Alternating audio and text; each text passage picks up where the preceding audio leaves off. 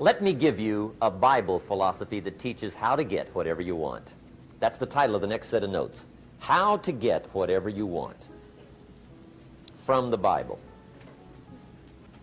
Now again, I'm an amateur when it comes to the Bible. I'm not a pro. But this I can quote, and I think that'll be sufficient. How to get whatever you want. Here's what it says if you're ready. It says, ask. That's it. End of notes. Ask. If there's one art in life to learn extremely well, that's got to be one of them. The art of asking. What does ask mean? Ask means, what do you want? And the formula is staggering. It says ask and what?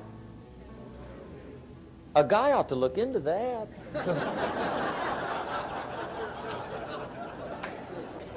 He says, yeah, but you work where I work. By the time you struggle home, it's late. You got to eat a bite of supper, watch a little TV, get to bed. You can't sit up half the night. Ask, ask, ask. And the guys be, See, you've got to be better than a good worker. You've got to be a good asker. Now, let me give you 3 key points on asking and receiving. This can do it. Number 1, asking is the beginning of receiving. Asking starts a unique process, mental and emotional. I don't even know how it works. All I know is it works. It's like pushing a button and all this machinery starts working. I don't know how. It just works. There's a lot of things you don't need to know how. Just work them. Some people are always studying the roots. Others are picking the fruit. I mean, it depends on what end of it you want in on. Asking is the beginning of receiving, so start the process. Here's number 2. Receiving is not the problem. Receiving is automatic. Now, if that's true, receiving is not the problem, what's the problem? Failure to ask might be one of your major problems. I don't know. Check it out. The guy says, oh, now I see it. I got up last year and hit it every day, but there's not a scrap of paper with my goals on it. Good worker. Poor asker. So you got to change that. Here's number 3. Receiving is like the ocean. There's plenty, especially in California. It's like an ocean here. Success is not in short supply. It isn't rationed, and you stepped up to the window and it was all gone. No, no, no. It's like an ocean here. Now, if that's true, what's the problem? Well, some people go to the ocean with a teaspoon. Have you got the picture? See, what you want to do in view of the size of the ocean is trade your teaspoon for at least a bucket, and you'll look better down at the ocean. Kids won't make fun of you, right? Okay. Now, there's 2 ways to ask, and we'll wrap up goal setting. 2 ways. Here's number 1. Ask with intelligence. It didn't say ask intelligently, but I'm sure it meant that. Don't mumble. You don't get anything by mumbling. Be clear. Be specific. Intelligent asking means how wide, how high, how soon, when, what size, what color, how much. Define what you want and describe what you want. That's powerful. In the weekend seminar we teach, goals become like a magnet. They pull you that direction. And the better you describe them, the more they pull. So ask intelligently. Here's number 2. Ask with faith. That's the childish part of the equation. Believe you can get what you want like a child. Not an adult. Adults are too skeptical. So the formula really reads, make plans like an adult and believe in them like a child. And the most incredible things will happen. Just try it for 90 days. Just try it. You can always go back to the old ways. Just try it. Just 90 days, 90 days. Now, here's the last qualifying phrase on goal setting, as we promised to qualify everything. And it simply goes like this. Remember, you won't get everything you want. And we've already studied the reason for that. Simply, sometimes it hails on your crop and rains on your parade. It's that kind of planet. So you won't get everything you want, but if you will work this goal-setting formula, you can get plenty for wealth and happiness. Okay, that's goal setting. We use it around the world. We recommend it. Now, maybe it won't work as well for you as it has for me. I don't know. Maybe not. But what if it did? You got to try. Now, why would we pay somebody only $4 an hour? They're not very valuable to the marketplace. Now, we got to make that distinction, to the marketplace. Might be a valuable brother, a valuable member of the community, valuable member of the church, valuable member in the sight of God, to the human family, of course, those kind of values. But to the marketplace, which is called what? Reality. Reality is, if you're not very valuable, you don't get much money. Those are called the facts. I mean, that's how that is. Well, then how do you get more money? Simple answer. Somebody says, well, I'll go on strike for more. Well, here's a major problem with that. Here's a major problem with that. You can't get rich by demand. Somebody says, well, I'm waiting for a raise. I'm telling you, it's easier to climb than to wait for a raise.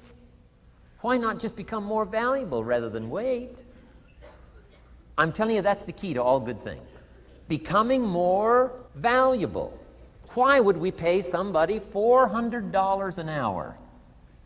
They've become more valuable to the marketplace. See how this works? I'm telling you, this stuff is so easy. This is America. This is a ladder. How far is it from 4 to 5? I'm telling you, it's not far. $4 to $5 an hour? If you work for McDonald's, haul out the trash, they'll pay you $5 an hour. If you whistle while you haul out the trash, they'll pay you $5 an hour. I'm telling you. You'll get an extra $1 just for a good attitude. Yay, McDonald's. Wear the hat. It's incredible. $5. And then you just keep becoming more valuable, more valuable, more valuable. I got a telephone call 5 years ago. Company said, we're ready to expand internationally. We need some help. I was sort of semi-retired, right? Looking for the next exotic beach. They said, no, Mr. Rohn, we got a project for you. Right? We're going to expand internationally. We could use your help. Next little while, we'll add some millions to your fortune, make it worth your while. I said, okay. I thought later, isn't that interesting that they called me? My second thought was, of course they'd call me. Who else would they call? I mean, you know, I can get the job done. Now, how come I got a telephone call worth millions? I had become valuable. Now, I'm a farm boy from Idaho. I was raised in obscurity. 1 year of college, and I thought I was thoroughly educated. Made all kinds of mistakes galore. At age 25, the creditors are calling me saying, hey, you told us the check was in the mail. I got pennies in my pocket. I got nothing in the bank. I'm behind on my promises. How come I get a telephone call 5 years ago and it's worth millions? I changed. I turned my life around. Is it possible to become worth millions? Speaking economically, now there's a lot of values to become, but let's just talk economics. Is it possible to become that valuable? And the answer is, of course. Now let me give you the secret. Shoaff said, here's the secret, Mr. Rohn. Learn to work harder on yourself than you do on your job. Once I got that, it turned my life around. Learn to work harder on yourself. Results. Every once in a while, you got to take a measure. See how you're doing with these three pieces: philosophy, attitude, activity. Now we take a measure called results. What is the results at the end of the day, the results at the end of the week? You can't let too much time go by without checking. When time goes by, 6 years I'd been out there working when I met my teacher, Mr. Schoaf. Schoaf said, well, Mr. Rohn, let's just go through a little summary here. He said, in the last 6 years, how much money have you saved and invested? Let's go through a little tab list here. How much money have you saved and invested the last 6 years? I said, what? 0. He said, you have messed up. You remember these notes. I like that. You've messed up. He said, who sold you on that plan?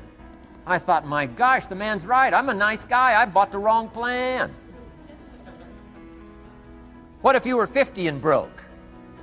Right? Didn't need to change countries. Bought the wrong plan. What a sad scenario that would be. But Schoaf said these questions. Let's go through some results. He said, how many books have you read in the last 90 days? I said, what? 0. Wisdom of the world available? Change your life, change your future. Wisdom of the world available. Develop any skill you want. Earn the kind of income you want. Have all the treasures you want, equities you want, relationship with your family that you want, everything that you want available, and the wisdom of the world to help you get it. Haven't read any books in the last 90 days. My teacher said, Mr. Rohn, you have messed up. I'm telling you, you've got the deal. Schoaf said, Mr. Rohn, in the last 6 months, how many classes have you taken to improve your skills or to develop new skills? Go for the American dream. Become rich and powerful and sophisticated and healthy and influential. How many classes have you taken in the last 6 months? I said, how many? 0. He said, you have messed up. He said, you don't need to unmess the country. You don't need to straighten out the perplexed. You don't need to straighten out any of this stuff. All you've got to do is look within and let results teach you a great deal about your own activity, your own attitude, and your own philosophy. I went through that process. Take this phrase home. Results is the name of the game. What other game is there? Results. Here's all life asks us to do. Make measurable progress in reasonable time. Just take home that little phrase. Good phrase. We're asked in life simply to make measurable progress in reasonable time. We demand it of our children. How many years do you want your child to spend in 4th grade? Approximately. About 1. If it looks like they're not going to make it, we pour on the pressure, called legitimate pressure, lack of results. Peer pressure, family pressure, school pressure, community pressure. Every other kind of pressure we can bring to bear. Why? You can't stay more than 1 year in 4th grade. As parents, you'd have to leave the community. You say, well, what if they're nice kids? Wouldn't you give them 3 or 4 years? And the answer is no. You got to make better progress than that. So you got to check fairly often. Some things you got to check every day. Some things you got to check at least by the end of the week.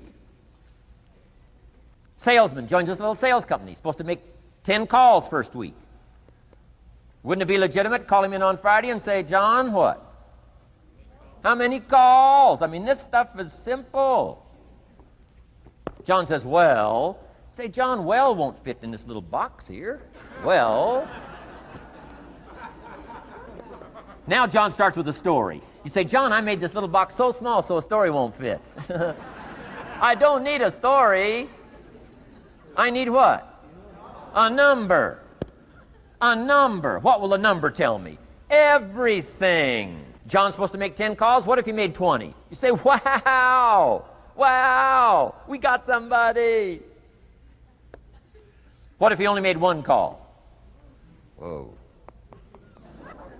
Will that tell us something about John's philosophy? And the answer is yes. Will it tell us something about his attitude? Of course. Will it tell us something about his disciplines? Of course. And if he wants a lesson in life change, all he has to do is be willing to face the numbers and come up with the results that will teach you to either celebrate if you got good results or fix whatever needs to be fixed in your philosophy, attitude, activity called disciplines. You don't need to go anywhere else. I do believe in affirmations. And they are valuable as long as you affirm the truth. Because it says in ancient scripts, the truth, what? Will set you free. Free to do what? Amend your errors and pick up new disciplines. That's what the truth is for, to help us amend our errors and pick up the disciplines for life change. That's what the truth is for. So I do believe in affirming the truth. If you're broke, best thing to affirm is, I am broke. You put that up on the refrigerator where you can see it every day. I mean, that's how you do that. Now, if you need a little additional affirmation, you just put up there, I'm 40 and broke. I mean, you know, that ought to do it. And if you need just a little more, put up there, I live in America and I'm 40 and broke. That's enough to turn your life around. It says, hey, something is wrong. Somewhere I have messed up. And I'm telling you, if you'll start with that, it's called the process of life change, and it doesn't matter how small the process is to start. One discipline starts it, and then one discipline feeds another, and the first thing you know, you've got this whole cycle in an upward positive motion. And it's called life change. It's called income change. It's called health change. Relationship with your family change. Equities unprecedented that you can have in numbers that will stagger the imagination if you do not curse what's available and start amending what's possible to get the results that you want. I don't think I can put it in. Let me give you the day that turns your life around as quickly as I can. I got 4 parts to the day that turns your life around, and then we're finished for the day. Number 1, disgust. Disgust. Disgust is a negative emotion, but it can have a very positive, powerful effect. Disgust says, I've had it. What an important day that could be. I've had it. Wow. I met a beautiful, powerful, accomplished executive lady in New York. The company invited me to come in. This lady was a vice president, extraordinary lady. I got to know her and I found out her story. I said, how did you get here? Big income. And she never went to college, never went to university. I said, how did you get here? Executive, powerful, income. She said, well, let me tell you part of the scenario. She said, when I was a young mother a few years ago, she said, one day I asked my husband for $10. And he said, what for?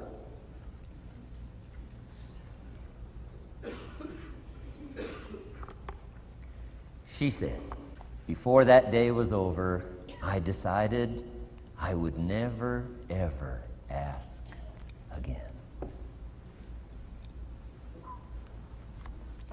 She said, I started studying opportunity, found it, took the classes, put myself through the schools, did the scenario. Now I'm vice president. I make a lot of money. And she said, I kept my promise. I've never, ever had to ask again. It's called a life-changing day. The day you say, enough is enough. Now, if you can add an act to your disgust, it helps. A man takes a shotgun to his car, blows out every window, destroys every tire, puts 100 rounds in it, and says, I've driven this embarrassing thing for the last time. And then he saves it. He saves it. And later when somebody says, how did you become rich and powerful? He says, let me show you this car. One day I'd had it up to here, I blew it to smithereens. Enough is enough. Here's the last 3. Next is decision. Decision making is a life-changing day. If you went home today and in the next few days cleaned up a list of decisions, it could furnish enough inspiration for the next 5 years, 10 years.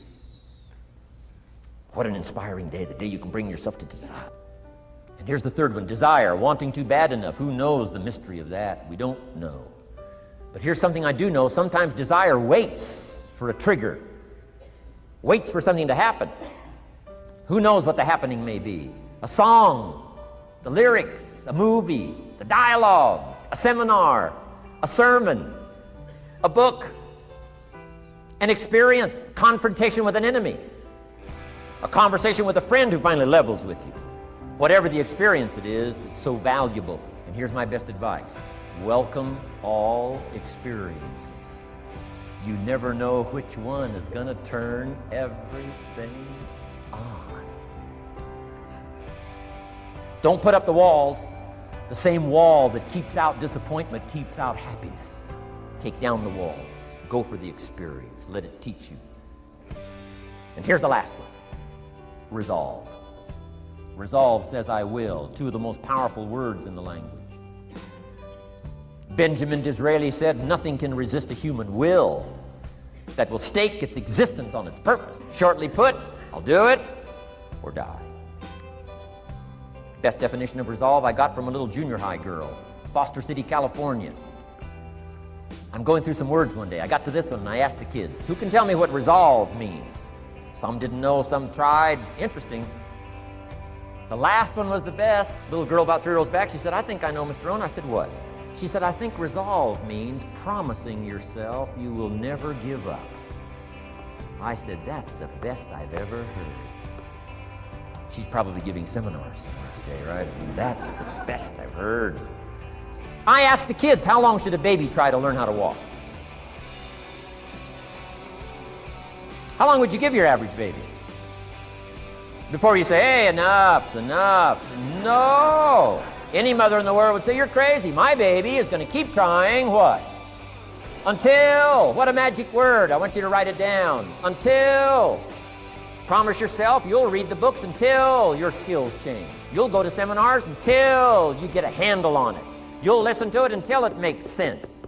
You'll go for it until you understand it. You'll practice it until you develop the skill. Never give up until, however long that is. Step by step, piece by piece, book by book, word by word, apple by apple. Walk around the block, walk around the block. Go for it. Don't miss the chance to grow. And resolve that you'll pay the price until you learn, change, grow, become.